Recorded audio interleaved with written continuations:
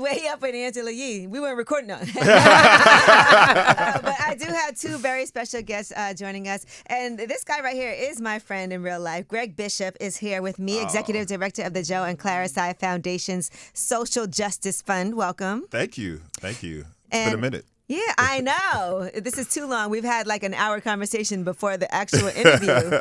It's been so long. And we're also joined by Kalilah Moon, Executive Director of Drive Change, who I met at Curl Fest over the weekend. I love Simone and Cherise and Melody. They're my friends. And Curl Fest is always a blast. It's always good seeing some beautiful. I'm don't usually let that happen again. Yeah. I know I don't have any curls. I don't have any curls, but let me tell you something. I saw a lot of guys without curls popping up to Curl Fest. Listen, Curl Fest is the spot. I'm telling you. It's always been for 10 years, going strong. And the guys were dressed to the nines. I could tell they was outside. We were in competition. The one thing I regret is, when I was at SBS, we didn't have an opportunity to support that event because I think that.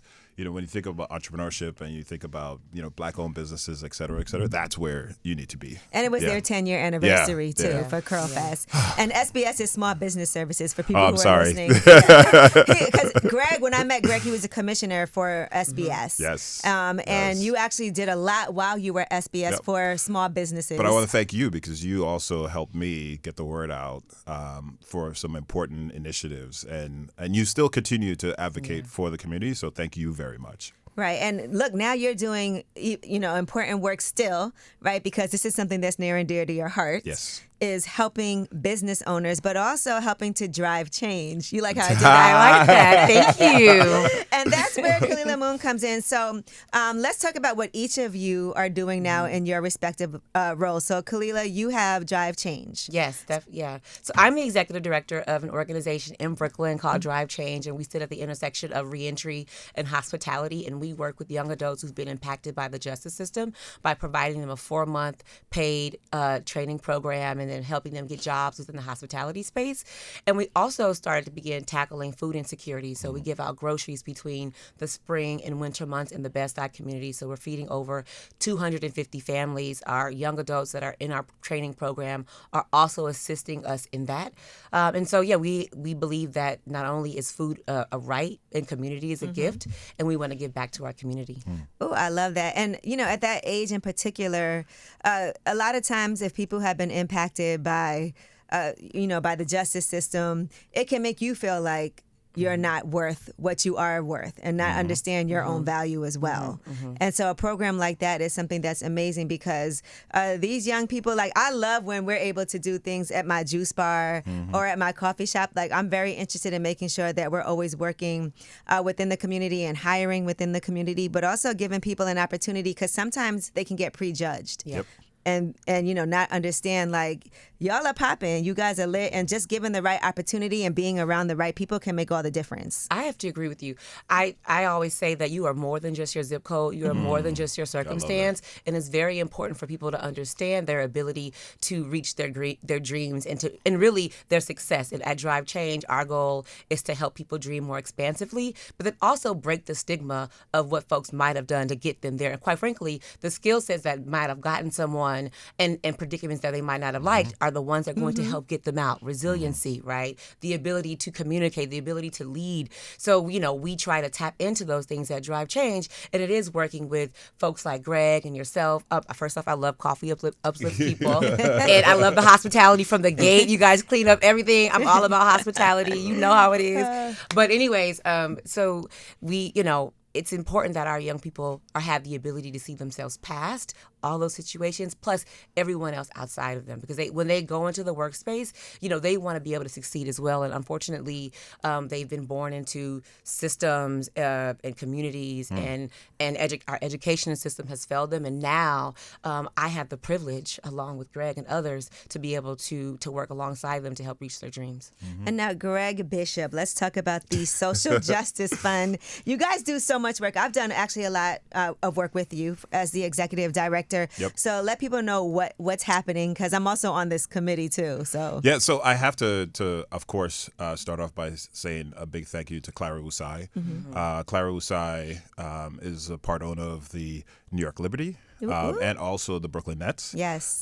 Clara and Joe bought the team in 2019 and have been instrumental in giving back to Brooklyn and New York City. Yeah. After the murder of George Floyd, we saw the racial justice protest that was happening at the arena.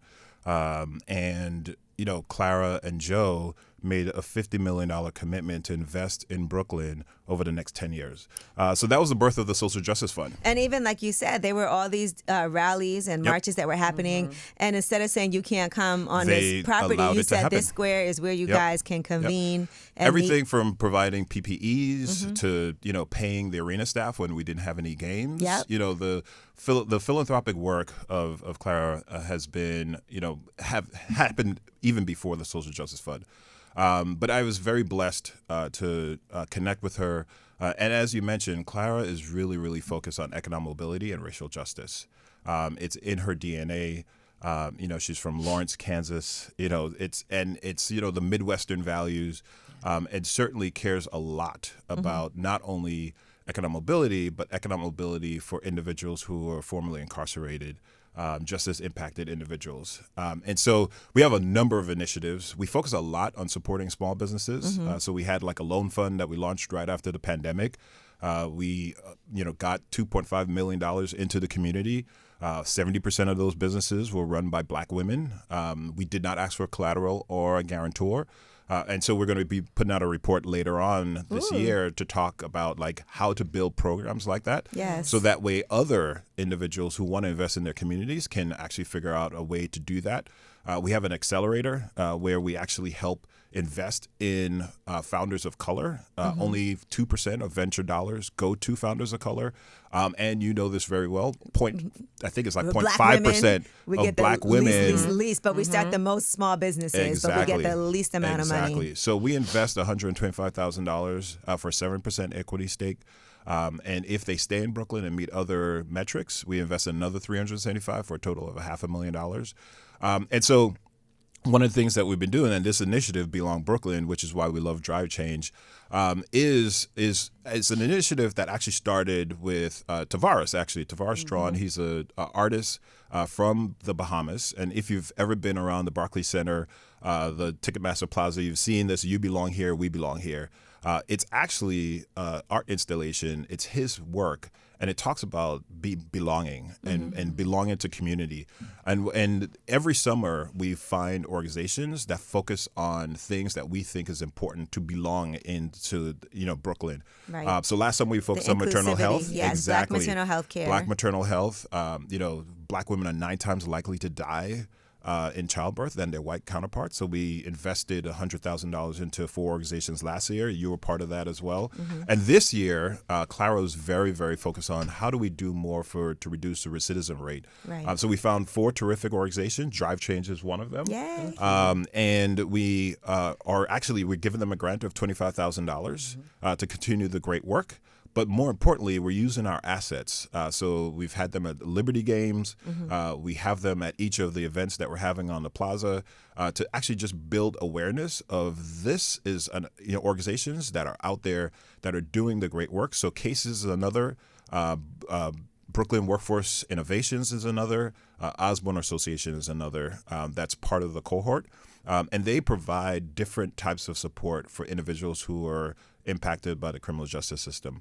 So not only do we want to make sure that people know that these organizations are out there to actually provide help, but if you're a business owner, you can actually go to these organizations to actually provide the necessary opportunity for individuals.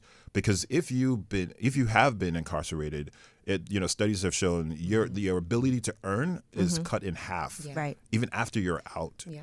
And everyone that I've talked to in this situation, they just want an opportunity. Yeah, absolutely. And about opportunity. No, absolutely. I mean, it's the ability to earn, the ability to have housing Exactly. that's adequate for you, the dignity that comes along with that, mental health support. Kalilah, I want to ask you, we just went through these numbers as far as like how difficult it is, and capital is so important. What have been some of the obstacles that you feel like your organization, Drive Change, has faced when it comes to trying to make sure that you're able to provide for the community and for the youth that really need the help? That's a good question. Thank you for asking that. So it is diversified funding, right? Consistent multi-year funding. People often wanting to waver and move in different directions on which areas they want to support. A lot of times folks support what's hot.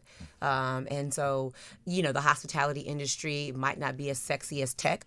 However, the hospitality industry has been an industry that's opened their doors to the demographics that we serve. And really, I used to work front of house while having a job, and so it's helped me put more food on my table. So I think that it's really ingrained in all of us. But oftentimes, funders tend to sway and move to where people can get 6-figure jobs tomorrow, and that's not necessarily going to be the case for everyone. Not to say there's not opportunities for advancement and career and career exploration and even just movement, and which I'm really about. Like, there is so much more than I could be a prep cook and I can also own my business. Yep. I can be a prep cook and now run someone else's business for that matter. And so I think that that's really important.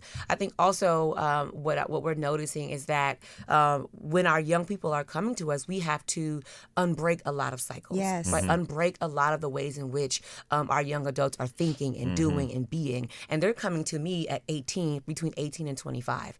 And so, and then I also compete with that. So that means putting systems in place in order to tackle that. So that is mental health support. So all of our young adults have the ability to be connected with therapists of color. That's great. Right? Who will invest in our young adults. So identifying the right, what we like to call them, hospitality for social justice partners, our restaurant leaders, who not only say that I'm going to help train and get them a job, but I'm going to help invest in them, and to know that if someone shows up late, that you're not going to write them off tomorrow.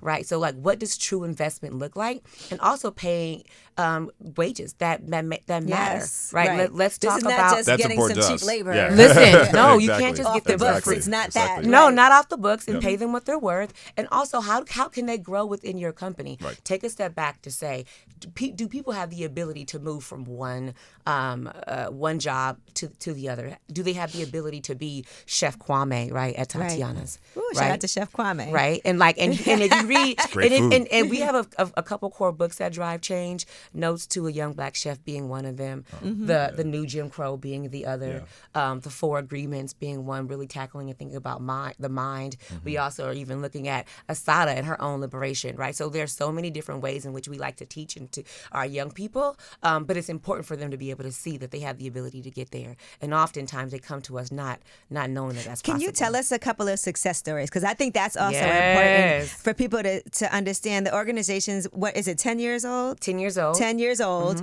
All right, so give us a couple of success stories, because I Look want at you, people who are listening. That's crazy. You know that. Tell you. Because I want people who are listening to understand the work that Drive Change does, and to hear about some of the things. Because to me, it's like the type of thing that's like a tearjerker when you're like, oh my God, I can't believe that this happened. It has to feel so good to know that even for each individual, how you've been able to change lives, which also changes families, which also changes communities.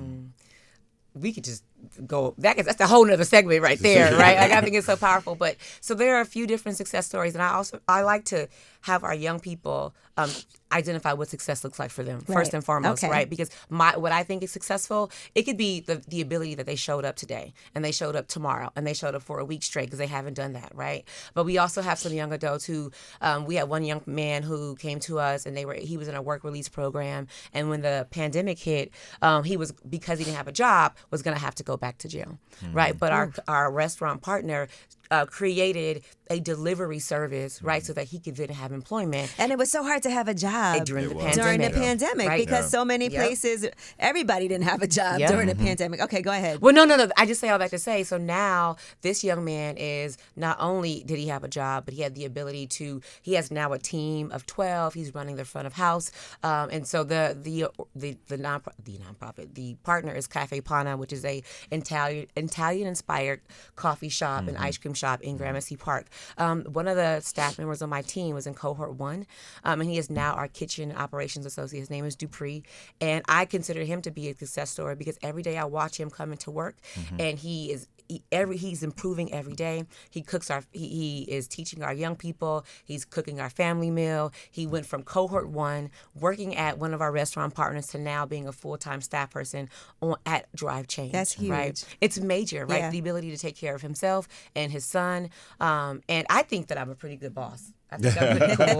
Right? And so he gets to work with me. We think you're a great leader. Greg's- No, we think you're a great leader. Yes. We think you're- No. But this is what it's about. It's about opportunity, right? It's about opportunity for someone to actually, after they've paid their dues, to sort of like get back into society and continue, not only earning a wage, but actually a wage that has mobility. Yeah. Right. Yeah.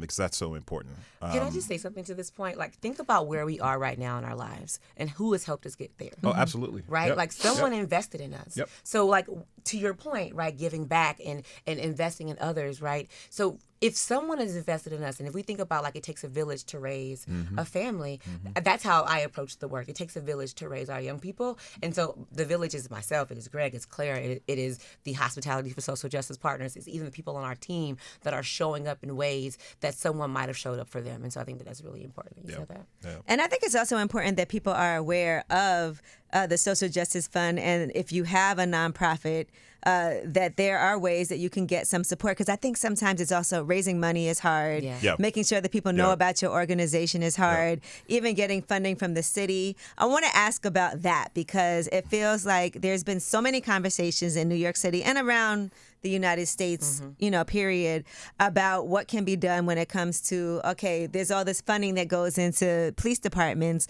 but what about funding for programs to make sure that people don't go to jail? What about funding for programs to make sure that people don't end up having to go back? What about funding for mental health issues where you don't have to have the police come and you have somebody that's a professional in that space be able to show up, people who intervene from the community and things like that? How does local government actually support or not, or maybe you need more to be done as far as supporting Drive Change?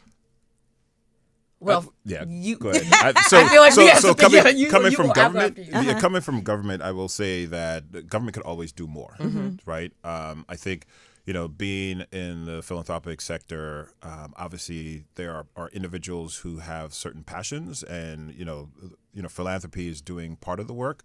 But when you look at New York City and you look at a lot of what has happened in New York City, it's the nonprofits that are really carrying the burden, and unfortunately, our system is built where the nonprofits are actually floating a number of dollars in terms of investments, and the city is then sort of like they're reimbursing them, but you need to have the money first, right? And that's a problem. And I would say, for your listeners, like, you have to be civically engaged, right? Your elected officials, everyone from your council members to your controller to your mayor. Like, you need to be an advocate for those nonprofits that are invested in the community.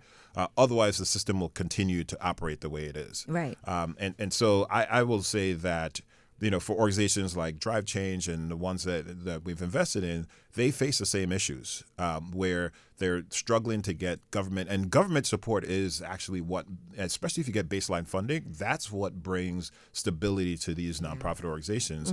But it's a challenge. And my colleagues in the nonprofit space will say that they're waiting for that money to be given back to them. So you have to have a certain number of dollars in the bank already as you're waiting to be reimbursed.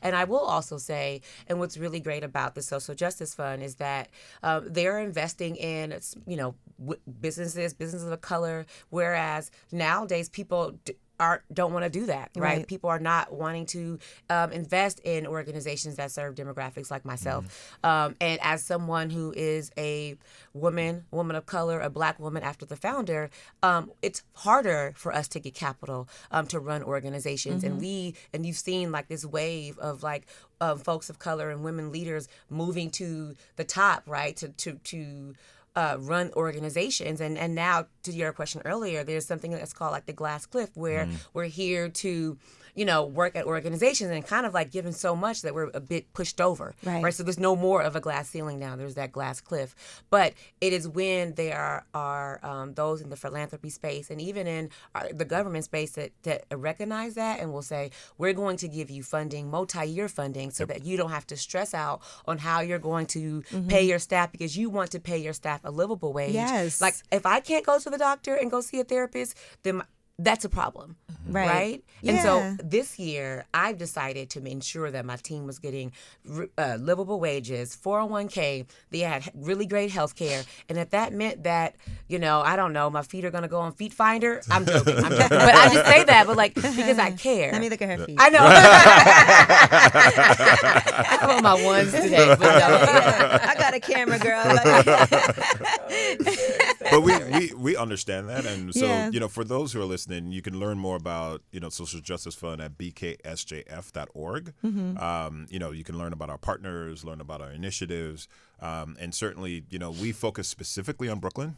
So only organizations that are doing work in Brooklyn, or organizations that want to expand their work to Brooklyn. Okay. And of course, that's related to the fact that, Clara and Joe want to invest in Brooklyn. Yeah. Right? And, it's great because they're not from Brooklyn, but you have the Barclays Center and teams that are based in Brooklyn. And so I think, I don't know, does every because I'm not sure about this, when you move out of, when you look at all the other different stadiums and does everybody do this, or is this something that I think we're in a class. I think we're in a unique class. There are certain other teams, Golden State Warriors is one of them that come to mind, where they invest in the community.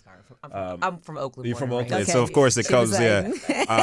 but we have a trifecta here, right? We have, there's the arena, right? But you have, like, there's the Nets and Liberty Foundation, and the Nets and Liberty Foundation focuses a lot on food insecurity, wellness, and I work closely with the team there.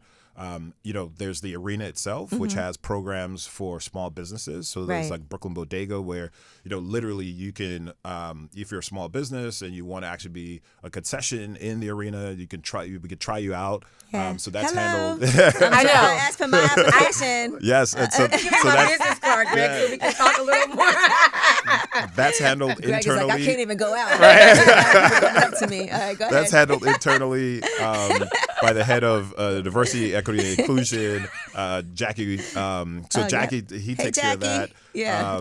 And so that's the anchor institution. But then you have players, like our players, like, especially. You also have the NBA Foundation too. Well, there's the NBA Foundation, but there's also like the players who have their interests, and so they want to invest in the communities that they play in. Right. And then the trifecta is we have ownership, right? And that typically sometimes owners place the responsibility of investing in community on the players.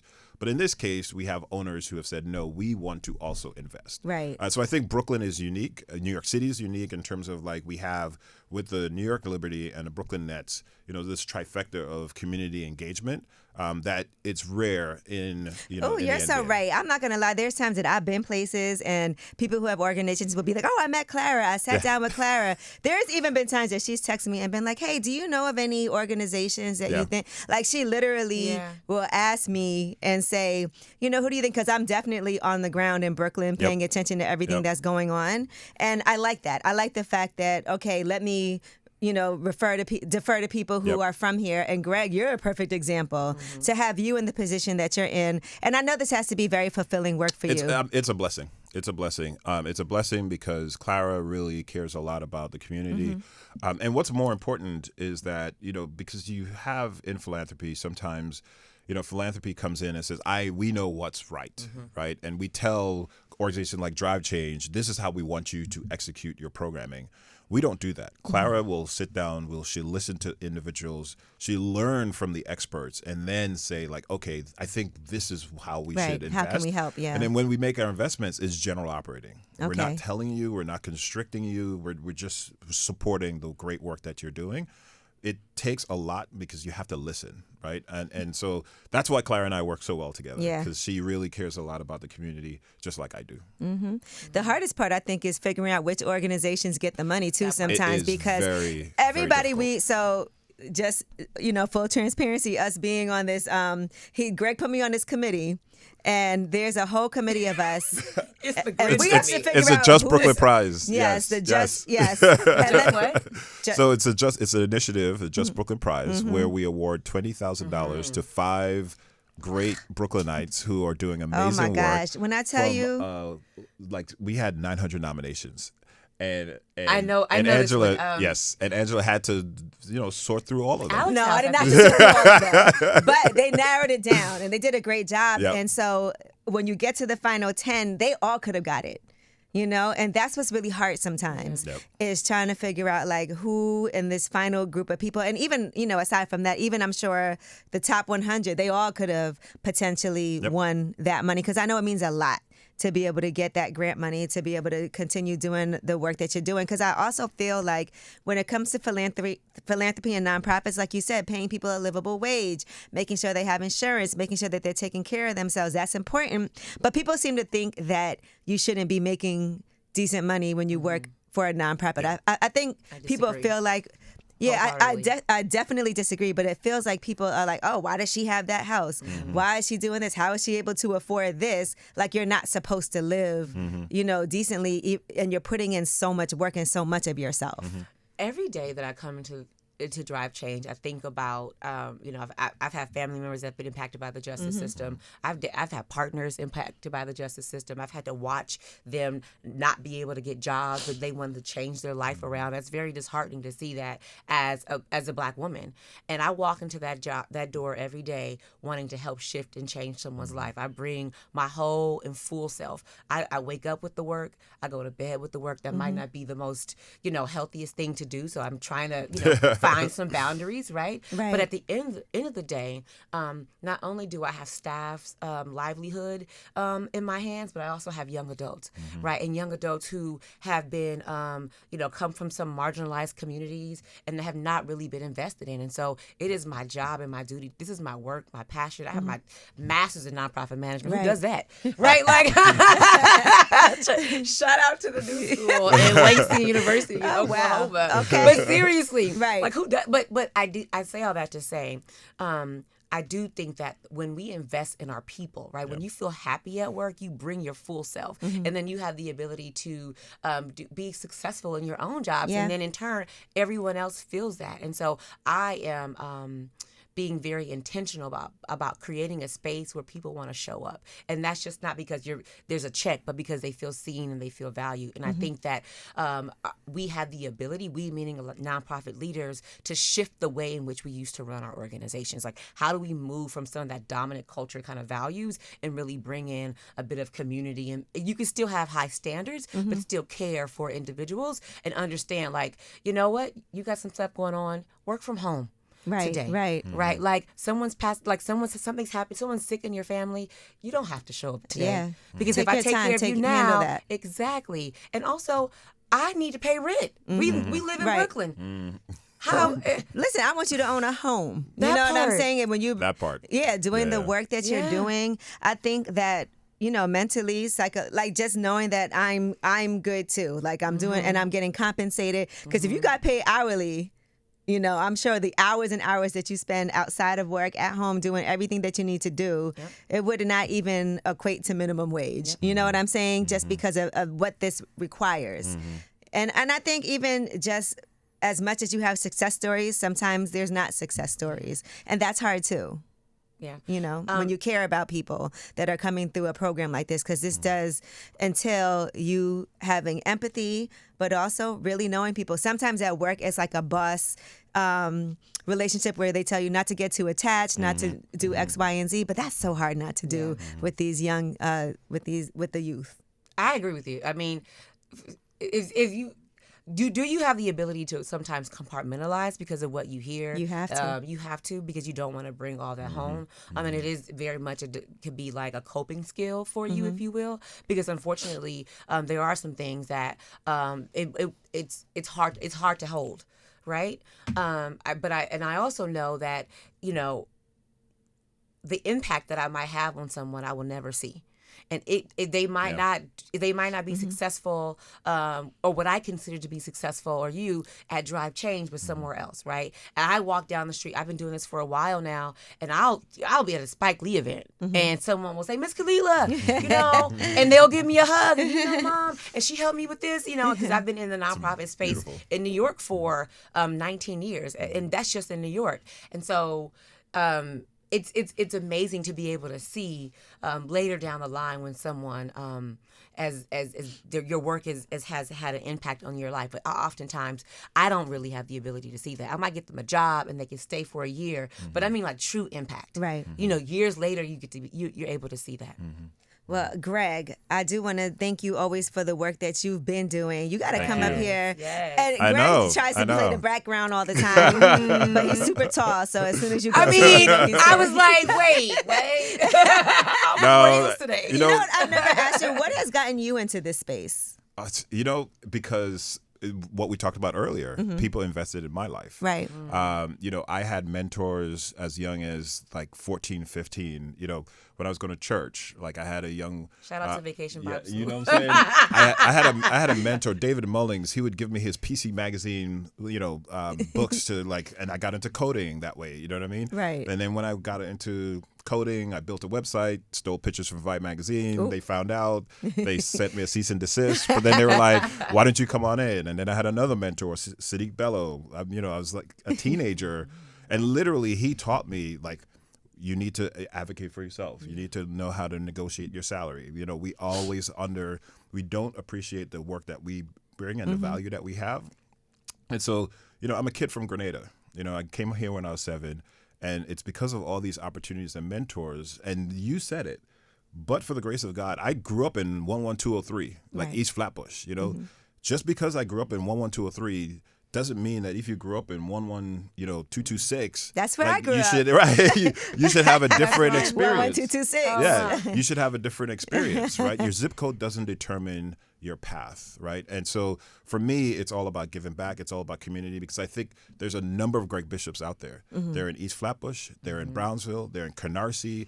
They're in, you know, Bed-Stuy. They're in Red Hook. They're all waiting for that opportunity, for that door to open. And once they get through, they can excel. But you've got to open up the door, right? And so everything that I have done in my life is really trying to figure out how to open up doors for people to take advantage of that.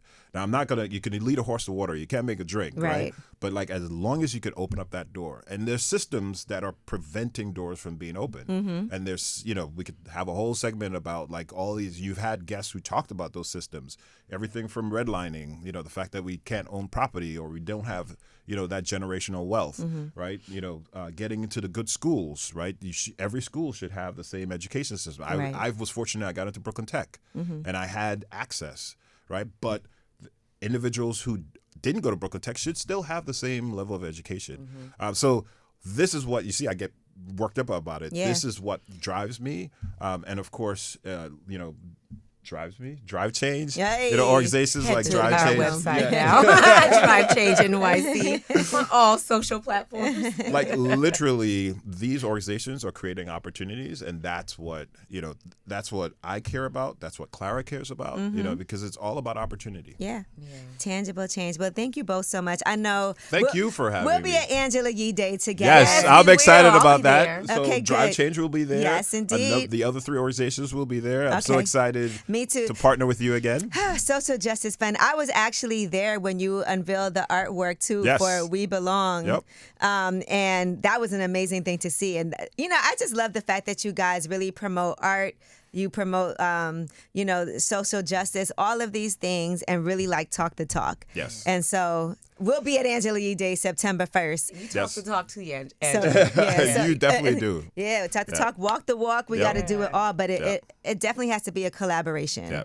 And thank you so much for having us. Thank you for being a great partner in Brooklyn, and worldwide, because there's a lot of people who are entrepreneurs because they follow your journey, and homeowners because they follow your journey. So Thank you. keep up the great work. I appreciate it. Well, we will see y'all September 1st. And again, Kalilah, I appreciate you for coming up here. I'm so glad I had a chance to talk to you beforehand. Angela, I'm going to see you Tuesday. I'm going to tell you what else she I'm so said. bad. She had a cute outfit. Oh, yeah. And she was like, I'm going to have on more clothes, though.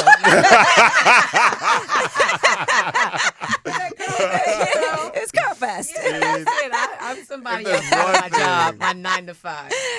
Definitely don't miss Curl Fest next year. Yeah, absolutely not. You know that we get those feet pictures going too. Exactly. Let's get it. We're gonna raise money. We should auction off. I know. I'll take the picture. We auction off your feet and we get it framed Oh and my God. we raise money. I can't believe I said that.